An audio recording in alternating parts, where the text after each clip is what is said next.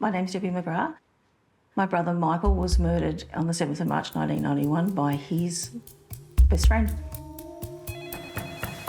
I was woken by a phone call at 2 o'clock in the morning.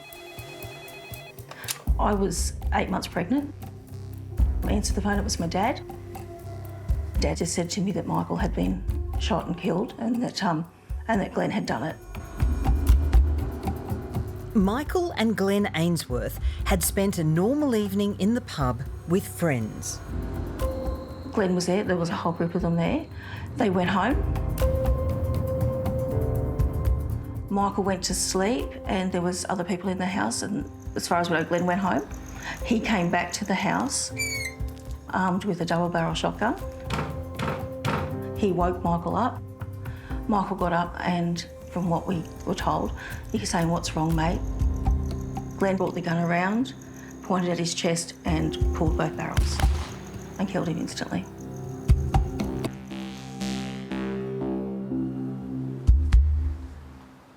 In the following months, Glenn Ainsworth was tried and jailed. He was given 16 years, 12 years non-parole. So he was found guilty on first-degree murder.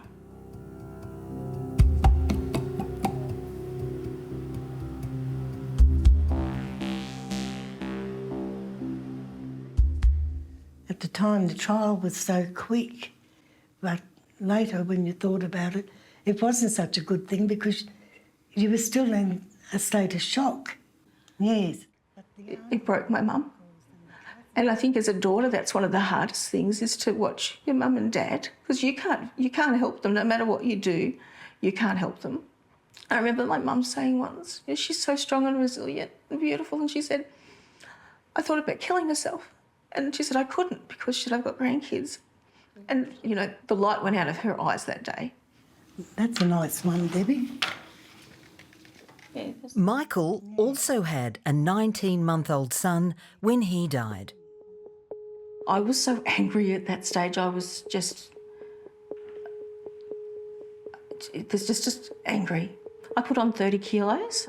I suffered with extreme dermatitis, breakout in cold sores. I started sleepwalking. I lived in a world it was hatred. I was obsessed with Glenn Ainsworth. It was me and the murderer, constantly. I'd always wanted to be able to confront him. It wasn't until Debbie heard about restorative justice that she saw a way forward. Just to be able to confront that person, just to tell them, the impact it had. I rang the Homicide Victim Support Group and said, "I want to have a go at this restorative justice." Restorative justice was first introduced to the criminal justice system in Australia in the 1990s. It has proved to be a powerful form of mediation in many cases. In essence, it allows the harmed parties and the person who has done harm to come together with facilitators to engage in dialogue. The strengths of restorative justice really are that it enables victims to have all of their needs met in ways that are just not able to be met in the standard criminal justice system. From the perspective of the person who caused harm, then it really gives that opportunity to be able to express remorse and to make an apology if that's what they want to do.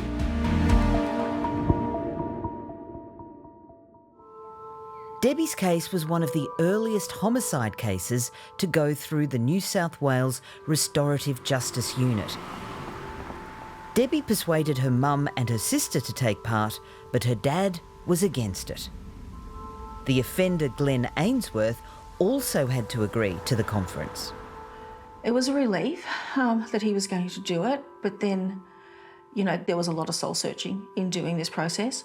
The first one was, was I hurting my family and putting them through something unnecessary? Because this is what I wanted to do. Was I being selfish? Michael, was I being disloyal to Michael? I prayed really hard that if I had to this was my one shot, and I had to get what I needed out of this because I wasn't getting another shot at it.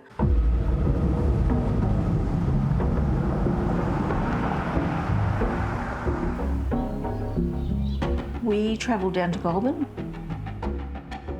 We went in, we sort of sat down and we sort of sit in a circle. I was just sitting there and I looked out the window and he walked past. And I just remember, oh my God, my nightmare's here. He came in and he sat down and he just, he obviously looked at us, we're looking at him. He had a nun with him and a person from the prison as a support person with him.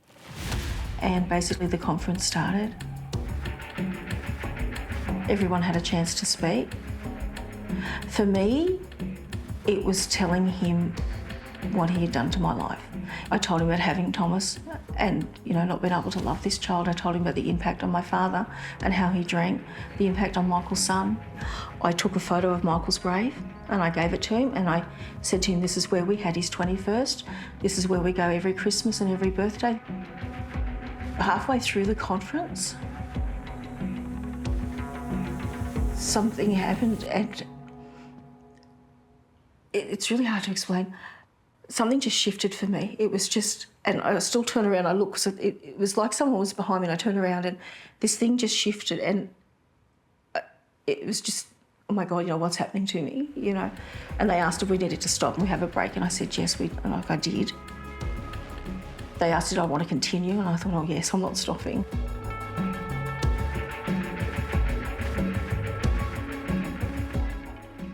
For me, it was just, everything was shifting and it was that hatred and anger and it was physically moving. I could feel it move.